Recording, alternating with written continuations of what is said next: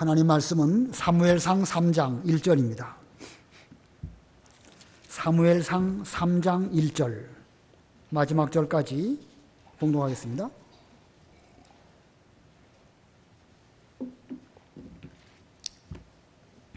사무엘상 3장 1절. 소년 사무엘이 엘리 앞에서 여호와를 섬겼는데 그 당시에는 여호와의 말씀이 희귀하고 환상도 자주 나타나지 않았다. 엘리의 눈이 어두워지기 시작하여 잘 보지 못하던 어느 날 그가 자기 자리에 누웠고 하나님의 등불은 아직 꺼지지 않았으며 사무엘은 하나님의 궤가 있는 여호와의 성전에 누워 있었다. 여호와께서 사무엘을 부르심으로 그가 말하기를 제가 여기 있습니다 하고 엘리에게 달려가 말하기를 제사장께서 저를 부르셔서 제가 여기 왔습니다 하니 엘리가 말하기를 내가 부르지 않았으니 돌아가 누워라 하였으므로 사무엘이 가서 누웠다. 여호와께서 사무엘을 다시 부르심으로 사무엘이 일어나 엘리에게 가서 말하기를 제사장께서 부르셔서 제가 왔습니다 하니 엘리가 말하기를 내 아들아 내가 부르지 않았으니 돌아가 누워라 하였다. 그때에 사무엘이 아직 여호와를 알지 못했고 여호와의 말씀도 그에게 아직 나타나기 전이었다. 여호와께서 다시 세 번째 사무엘을 부르심으로 그가 일어나 엘리에게 가서 말하기를 제사장께서 부르셔서 제가 왔습니다 하니 엘리가 여호와께서 그 소년을 부르고 계심을 깨닫고 사무엘에게 말하기를 가서 누워라. 만일 그분께서 너를 부르시거든 여호와시여 말씀하소서 주님의 종이 듣고 있습니다 라고 말하여라 하므로 사무엘이 가서 자기 자리에 누웠다. 그 후 여호와께서 오셔서 서시고 사무엘아 사무엘아 하고 부르심으로 사무엘이 대답하기를 말씀하소서 주님의 종이 듣고 있습니다 하니 여호와께서 사무엘에게 말씀하셨다. 보아라 내가 이스라엘 가운데 한 가지 일을 하려고 하는데 누구든지 그것을 듣는 자는 그의 두 귀가 울릴 것이니 내가 엘리의 집에 대하여 말한 모든 것을 그날 엘리에게 처음부터 끝까지 시행하겠다. 그가 아는 죄악 때문에 그의 집을 영원히 심판하겠다고 내가 그에게 선포했으니 이는 그의 아들들이 스스로 저주받을 짓을 했으나 그가 책망하지 않았기 때문이다. 그러므로 내가 엘리의 집에 맹세하니 엘리의 집의 죄악은 제물이나 예물로도 영원히 속죄받지 못할 것이다. 사무엘이 아침까지 누워있다가 여호와의 집 문을 열었으나 그 환상을 엘리에게 보고하기를 두려워하였다. 엘리가 사무엘을 불러 말하기를 내 아들 사무엘아 하니 그가 대답하기를 제가 여기 있습니다 라고 하였다. 엘리가 말하기를 여호와께서 내게 말씀하신 그 말씀이 무엇이냐? 내게 숨기지 마라. 만일에 여호와께서 너에게 말씀하신 모든 것 가운데 어느 것이라도 나에게 숨긴다면 여호와께서 내게 벌을 내리시고 또 내리시기를 바란다 하였다. 사무엘이 그에게 모든 말을 다 하고 아무것도 그에게 숨기지 않으니 엘리가 말하기를 그분은 여호와시니 그분의 보시기에 선한 대로 행하실 것이다 라고 하였다.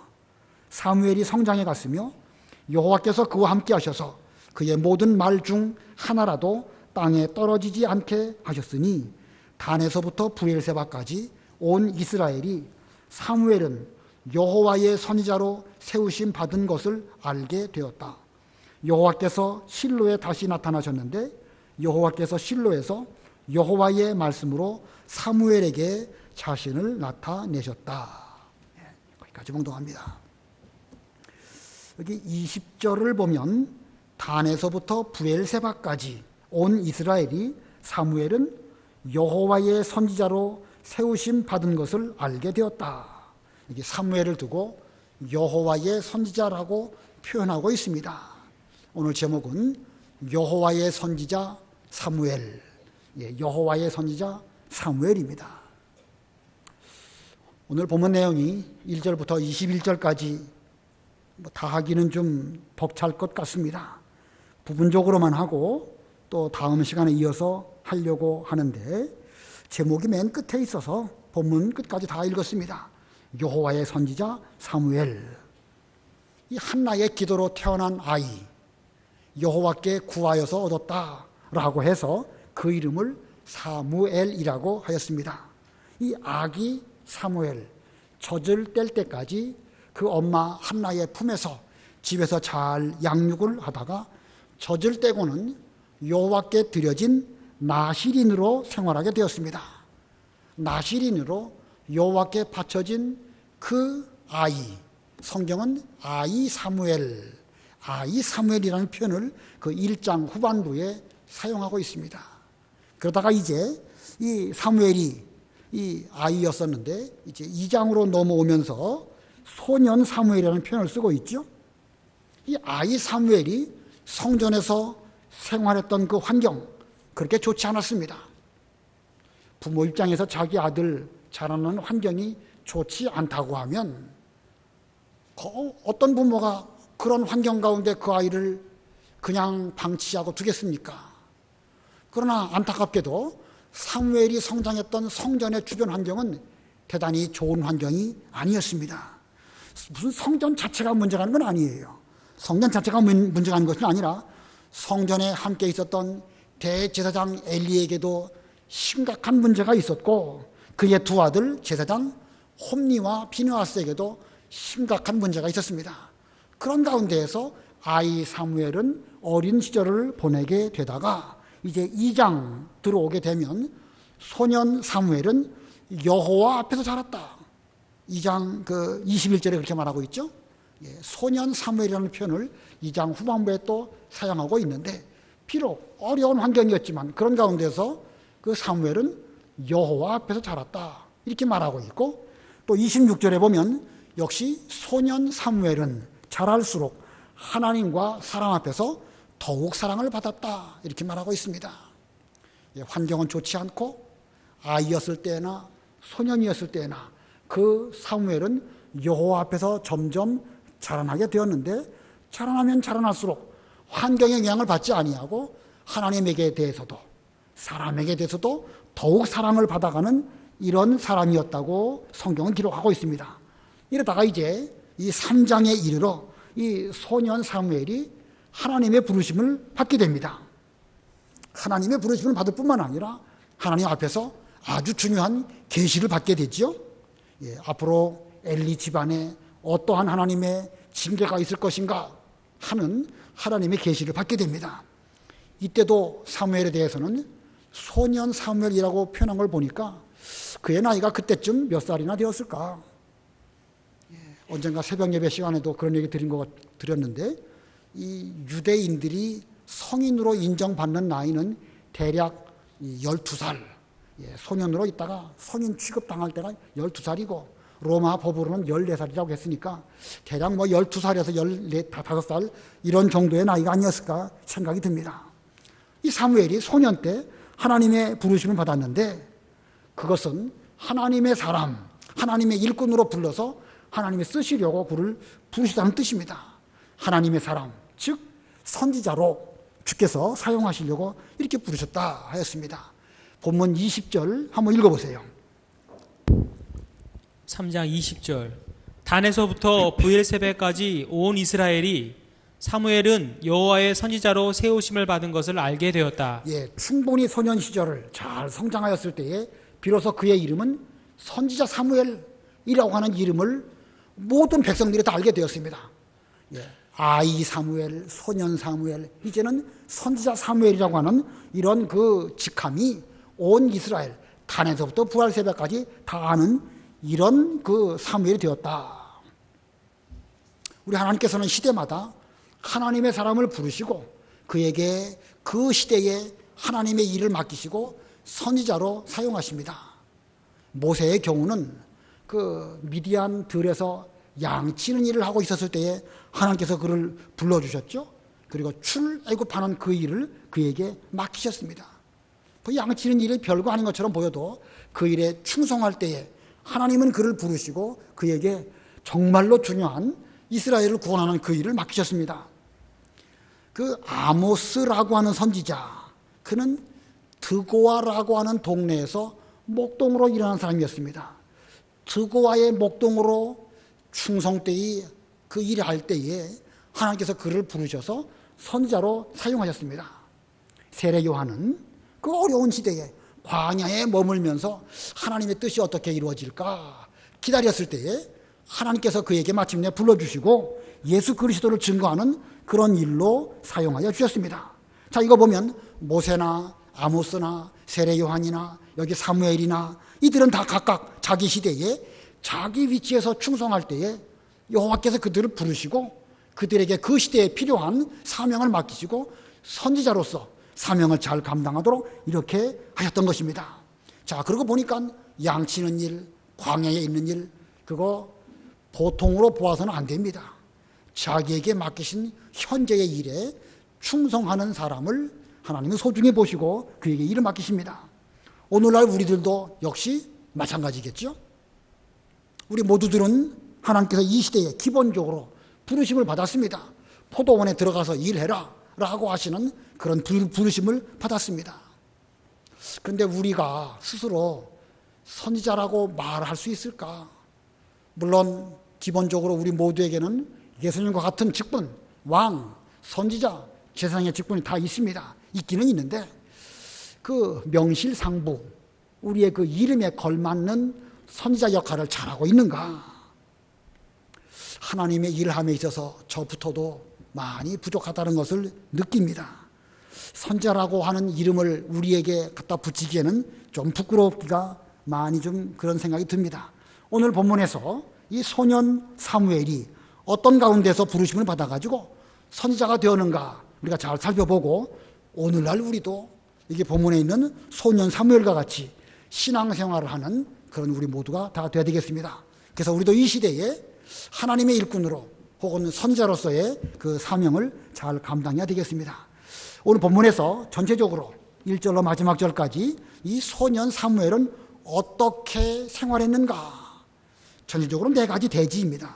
4가지 대지인데 이거 뭐 다 할 수가 없을 것 같아요. 한 가지밖에 못할 것 같은데 일찍 끝나더라도 한 가지만 하겠습니다. 자, 첫 번째는 말씀이 희귀한 때에도 거룩한 생활을 했습니다. 말씀이 희귀한 환상으로 하나님의 뜻을 잘 나타내지 아니하는 그런 시대에도 소년 사무엘은 여호와의 전에 머물면서 그는 어려운 환경 가운데서 거룩한 생활을 했다. 그것이 첫 번째 대지입니다. 1절로 3절 읽어보세요. 1절 소년 사무엘이 엘리 앞에서 여호와를 섬겼는데 그 당시에는 여호와의 말씀이 희귀하고 환상도 자주 나타나지 않았다. 엘리의 눈이 어두워지기 시작하여 잘 보지 못하던 어느 날 그가 자기 자리에 누웠고 하나님의 등불은 아직 꺼지지 않았으며 사무엘은 하나님의 궤가 있는 여호와의 성전에 누워 있었다. 예. 자, 소년 사무엘이 엘리 앞에서 여호와를 섬길 때에 여호와의 말씀이 희귀하고 환상도 자주 나타나지 않았다. 이것이 이 당시 전 이스라엘에게 있었던 일인데, 자, 그 당시 전 이스라엘 가운데서 특별히 이 엘리라고 하는 지도자, 그 엘리라고 하는 지도자가 전 이스라엘을 사사로 다스리고 있던 그런 시대입니다.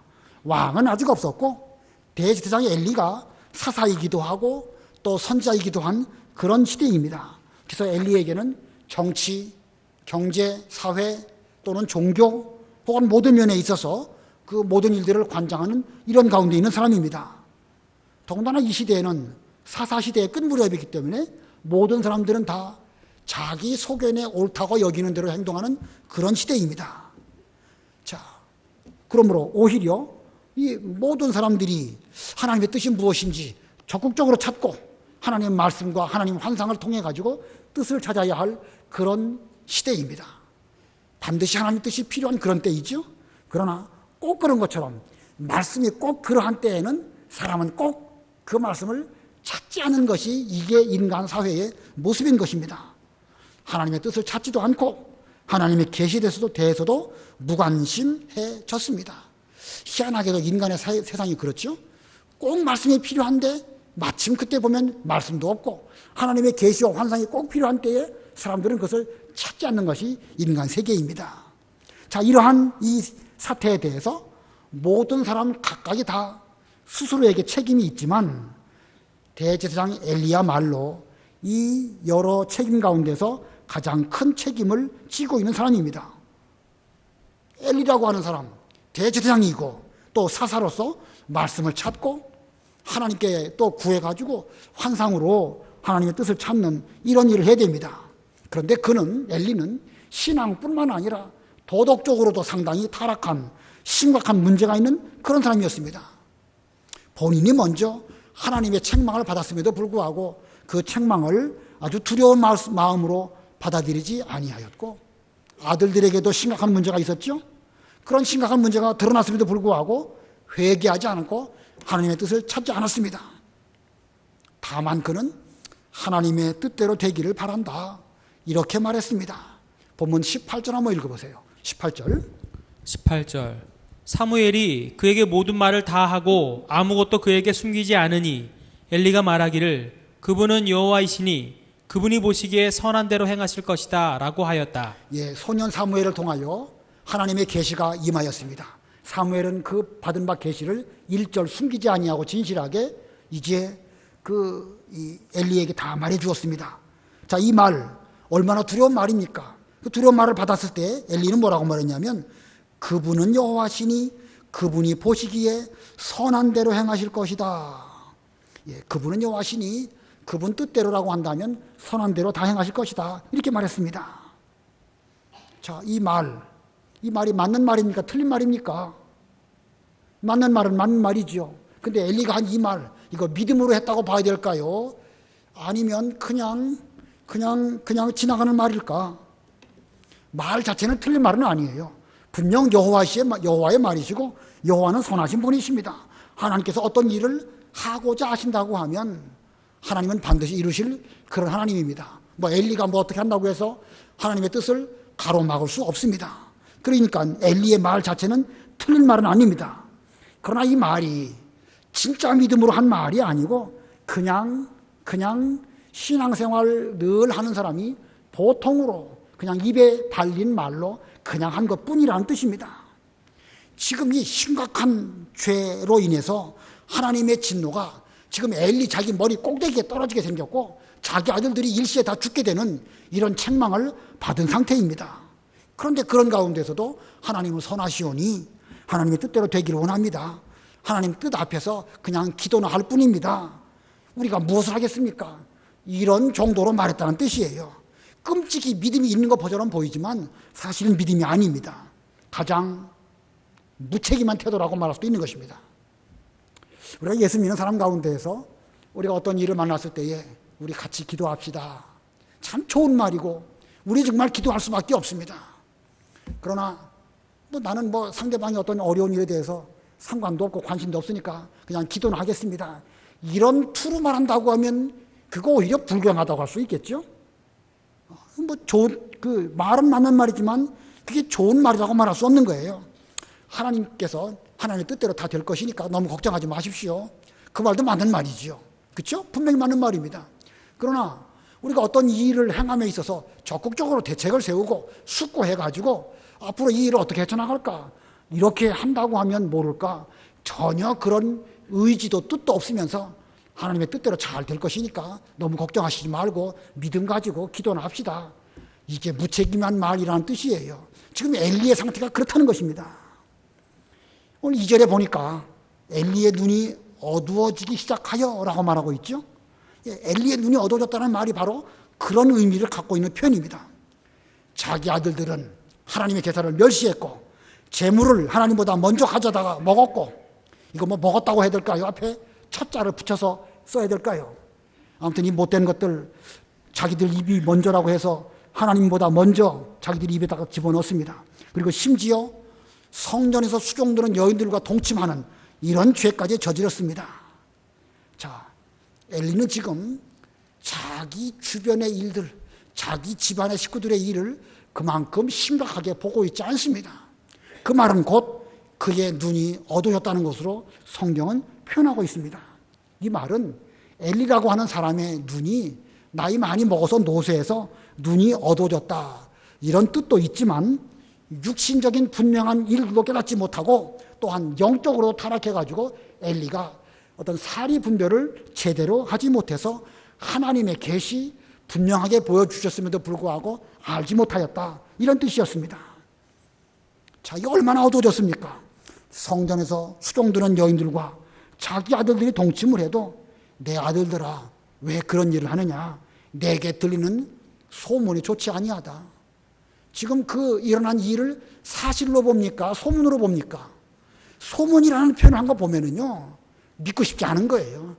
설마 우리 아들들이, 설마 그래도 제사장인데, 어릴 때부터 성전에서 자랐는데, 라고 하면서 분명한 일이 일어났음에도 불구하고 소문 정도로 여기면서 더 이상 그 아들들에 대해서 책망하지 않았습니다. 그러니 그의 눈이 어두워졌다. 이게 눈이라고 해야 될까요? 거기다가 깔자를 붙여야 될까요? 정말 자, 그 모세라는 인물, 아까 제가 기도하는 가운데서 그런 말 드렸지만 120세가 되었어도요, 눈이 흐려지지 아니하였고 기력이 쇠하지 않았습니다. 왜 그랬을까요? 그 마음 속에는 일을 하려고 하는 열정이 있었고, 그런 열정이 있었기 때문에 하나님께서 그에게 건강도 눈도 쇠하지 않도록 그렇게 해주셨습니다.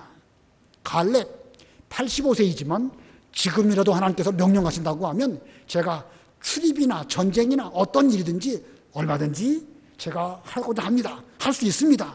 이렇게 말하면서 여호수아에게 요청하지 않았습니까? 그래서 마음가짐의 문제입니다. 마음가짐을 그렇게 먹으면 하나님께서 그에게 명령도 하시고 일도 주시고 건강도 주십니다. 이삭은 눈이 어두워졌죠. 눈이 어두워져가지고 큰아들인지 작은아들인지까지도 구별 못하는 이런 상황까지 되었습니다. 그러나 이삭은 영적으로 그는 분별력을 가지고 있었습니다. 처음에 자기도 모르는 사이에 작은아들 야곱에게 장자의 축복을 하고, 이제 큰아들 에서가 와가지고 저에게도 축복해 주십시오라고 하니까 그는 그때서 깜짝 놀랐죠. 아니, 그럼 너보다 먼저 와서 나에게 장자의 복을 받은 사람이 누구란 말이냐. 그 이삭은요, 하나님 아버지 앞에서 심히 떨었습니다. 부들부들 떨었습니다. 뭐 때문에 그가 그렇게 떨었을까요? 작은 아들 야곱에게 속은 것 때문에 속상해가지고 그렇게 떨었을까요? 그게 아닙니다. 미처 하나님의 뜻을 알지도 못하고 내가 별미나 잘 먹고 이제 에서에게 장자야 축복을 하려고 했는데 이게 하나님의 뜻이 아니었구나. 자칫해가지고 내가 에서에게 장자의 축복했다고 하면 하나님의 일이 어떻게 되어졌을까?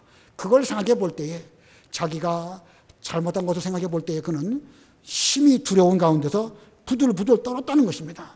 그거 보면 비록 이삭은 육신의 눈이 어두워졌을지 몰라도 그의 영적인 눈은 분명하게 밝히 모든 일들을 바로 분별하는 이런 가운데 있었습니다. 자, 이거 보면 모세, 갈렙, 이삭, 이 모든 사람들 육신적으로 볼 때에 그들은 건강했고, 이삭 같은 경우 혹시 육신적으로는 그렇다 할지라도 영적으로는 깨어있는 이런 그 성도였습니다. 여러분들도 하나님께서 주신 건강, 이 건강을 가지고 힘을 쓰면은요, 하나님이 도와주십니다. 우리 최영애 집사님 다리가 아프셔가지고 쩔쩔매시면서 오셨는데, 갈 때 차 태워드리라고 그래가지고 차 태워드리려고 그래요. 여기 지하철까지. 앞으로 수요일에 끝나면 우리 김강호 황사님이 차량으로 지하철역까지 좀 운행하려고 하니까 타고 가세요, 이따가.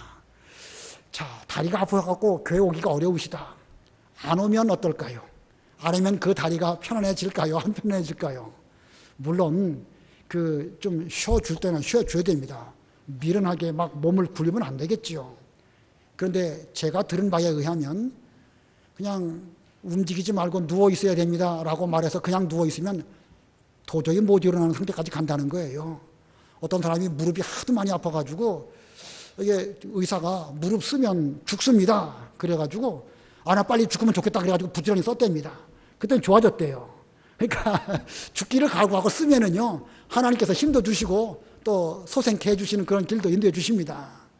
아까 말씀드린 모세나 갈렙이나 이런 사람들 다 나이 들어가지고 어려운 가운데 있었지만 쓰려고 노력하니까 하나님께서 일할 수 있는 기회와 건강과 여러 가지 일들을 주신 것입니다.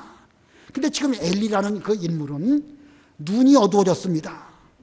자, 어느 때보다 말씀이 필요하고 어느 때보다 하나님의 뜻을 볼 수 있는 환상이 필요한데 그러한 때에 그는 어두워져 있었습니다.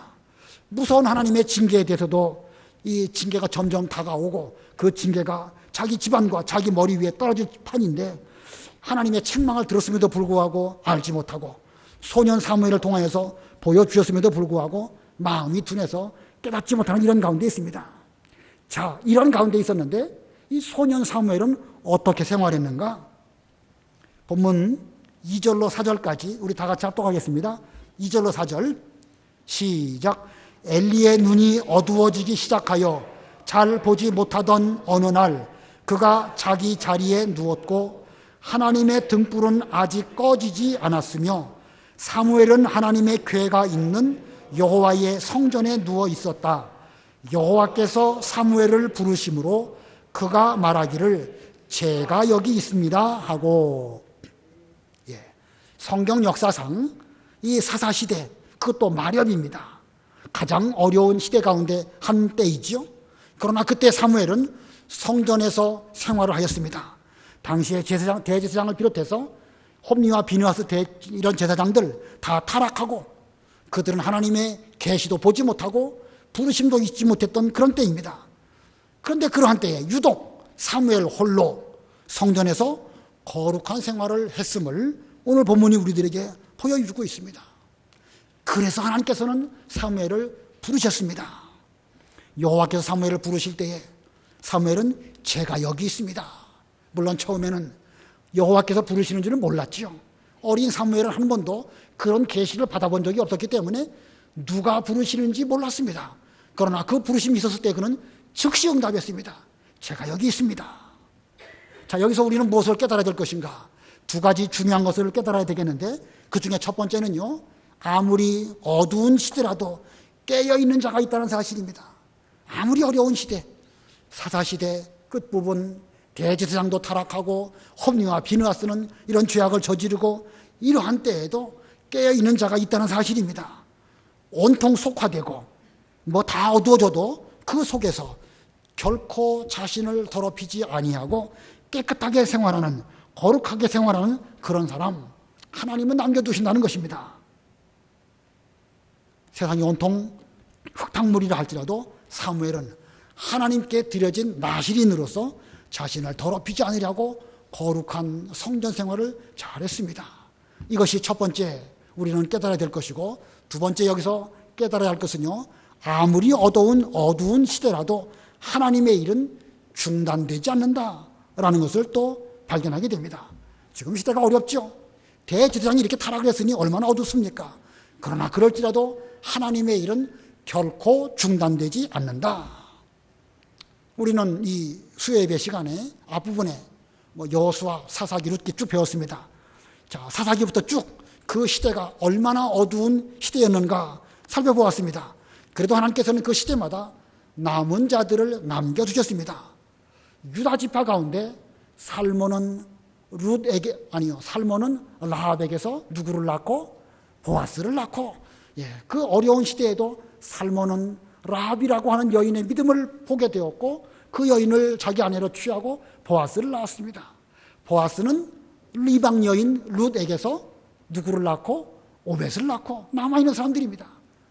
또 이 제사장 레위 지파 가운데서도 아론의 후손 가운데서는 이 비록 엘리 집안은 이렇게 형편없는 가운데 있었지만 엘가나는 한나를 취하고 기도하는 가운데 사무엘이라고 하는 그런 남은 자를 낳게 하셨습니다. 하나님의 일은 지금 잠잠하게 이루어지고 있죠. 또 이 이후에는 어떻게 이루어질까? 소년 사무엘은 점점 자라나서 선지자가 되고, 그런 가운데 오벳은 이새를 낳고 이새는 다윗을 낳고, 다윗이 양을 칠 때 사무엘을 만나고 사무엘을 만나서 기름 부음을 받고, 그리고 이스라엘 나라의 왕으로 세워지는 이런 일들이 그 어려운 시대, 이 이후에 또 사울이 왕 됐을 때 또 역시 어렵죠. 그러한 가운데서도 하나님의 구원운동은 중단되지 아니하고 계속해서 이루어진다는 사실입니다. 그래서 우리는 어떻게 될 것인가? 우리는 어두운 시대를 할지라도 좀 깨어있는 그런 거룩한 생활을 해야 된다. 거룩한 성전 생활을 사무엘과 같이 하는 이런 우리가 되어야 됩니다. 세상이 온통 어두워지고 제사장이 성전에서 수종들은 여인들과 더불어 동침하는 그런 일들이 오늘날 우리 주변에서 일어난다 할지라도 우리만큼은 깨어있어야 됩니다. 이런 일들이 벌어졌음에도 불구하고 소문 정도로 생각을 하고 그냥 뭐 그러려니 하고 넘어간다고 하면 오늘날 우리도 눈이 어두워져 있는 엘리와 다를 바가 없습니다. 너무나 뚜렷한 증거가 있음에도 불구하고 그걸 믿지 않는다. 여러 가지 증거가 많이 있어요. 법적으로 보면 정황적인 증거도 있고 과학적인 증거도 있고 뭐 너무 분명해도 자기 마음으로부터 그것을 받아들이지 않는다. 어두워진 사람입니다. 죄송하지만. 눈 뜨는 것이 중요합니다. 그러나 눈 뜨는 것보다 더 중요한 것은 사무엘과 같이 거룩한 신앙생활을 하는 것, 이것이 중요합니다. 자기를 돌아보고 하나님의 궤가 있는 성전에서 거룩한 신앙생활을 해야 됩니다. 우리가 처한 현재의 대한민국의 기독교 점점 급격하게 하향 곡선을 그리고 있습니다. 전에는 교회가 세상을 책망하고 전에는 교회가 세상에 대하여 빛과 소금이 되었습니다. 그러나 지금은 맛 잃은 소금이 되었고 등불도 깜빡깜빡거리는 이런 시대가 되었습니다. 이제는 세상이 우리를 책망하는 시대가 되었죠. 온통 신문을 보세요. 더군다나 요새 저 강남에 있는 큰 교회 이거 뭐 세습을 해가지고 얼마나 복잡한 말들을 세상 사람들로부터 책망을 듣고 있습니까? 뭐 오늘 뉴스에 보니까 어떤 아버지로부터 아들이 그 세습을 받았는데 또 다른 대형 교회에 세습한 그 목사가 와가지고 그 교회에서 예배긴도 했다라고 신문에 또 났더라고요. 이런 일들이 일어나고 있습니다. 이런 일이 일어났음에도 불구하고 분별을 못하는 가운데 있다고 하면 이거 상당히 심각한 것이죠. 세상 사람들은 지금 교회의 세습 문제에 대해서 이렇게 말하고 있는데 그 말 들려오지 않는다고 하면 그 사람 귀가 어두운 사람입니다. 그러면서도 교회에 어떤 문제가 있으면 세상 법정으로 또 갑니다. 이게 이율배반적이죠. 세상에 대해서 우리가 깨끗하게 다 그쪽은 상관하지 않고 모든 일을 교회 안에서 해결하든지 그래야 되는데 어떤 것은 듣고 어떤 것은 또 저쪽으로 가고 어떤 것은 세상 말 안 듣고 어떤 것은 필요한 대로 가고 이게 말이 안 되는 겁니다. 이게 바로 이율배반적이라는 것입니다. 앞으로 점점 우리가 처한 이 교회 환경은요 더 심각한 쪽으로 진행될 것입니다. 그러나 우리만큼은 이때에 한나와 사무엘과 같이 성전생활, 기도생활 잘하는 그런 거룩한 자가 되어야 되겠고 보아스, 살몬, 룻 이런 사람처럼 신앙의 유업을 계속해서 잘 물려주는 이런 사람들이 되어야 됩니다. 세상 사람들은 점점 더 악화해지고 속이기도 하고 속기도 했다고 그랬습니다. 그러나 우리는 거기에 걸려 넘어지지 않아야 됩니다. 성경 한 군데만 찾아보고 말씀 마치겠습니다. 디모데후서 4장 13절부터 15절까지 읽어보세요. 4장 13절 내가 올 때 내가 트로이에 사는 가보의 집에 두고 온 죄송합니다. 3장입니다. 3장. 디모데후서 3장 13절. 3장 14절 13절 악한 사람들과 속이는 자들은 더욱 악해져서 속이기도 하고 또 속기도 할 것이다. 그러나 너는 배워서 확신하는 것들 안에 머물러라. 내가 누구에게서 배웠는지 알며 또 내가 어려서부터 성경을 알았으니 성경은 능히 그리스도 예수 안에 있는 믿음으로 말미암아 너에게 구원에 이르는 지혜가 있게 한다. 앞으로 말세로 가면 갈수록 악한 사람들은 점점 더 악해지고 속이는 사람들은 점점 더 속이는 일을 할 것입니다. 그러나 우리만큼은 성경을 잘 배우고 성경 안에 확실하게 거하는 가운데에서 그리스도 예수님을 믿는 믿음으로 말미암아 우리에게는 구원에 이르는 지혜를 얻는 지혜로운 깨어있는 이런 사람이 되어야 된다 하고 바울이 이렇게 권면하고 있습니다. 아무쪼록 우리 모두는 좀 깨어있고 밝은 눈을 가지고 세상을 분별할 수 있는 이런 우리들이 되어야 됩니다. 앞으로 가면 갈수록요 말씀은 점점 희귀하고 하나님의 환상은 점점 나타나지 않고 대제사장은 눈이 어두워지고 그 대제사장의 아들들 홈리와 비느하스 회막에서 수종드는 여인들과 동침하고 이런 가운데 있게 되겠지만 그러나 소년 사무엘은 성전에서 거룩한 생활을 했습니다. 우리 모두가 다 소년 사무엘과 같이 매일매일 하나님 아버지 앞에 이 거룩한 생활로 깨어있는 우리 모두들이 다 되시기를 바랍니다. 이 뒷부분 이제 두 번째는 하나님의 부르심에 충성된 생활을 했고 또 하나님의 사람 앞에서 진실한 생활을 했고 하나님과 사람에게 인정받는 생활을 한 그런 내용들이 또 뒤에 계속 있는데 그건 다음 시간에 이어서 하도록 하겠습니다. 기도하시겠습니다.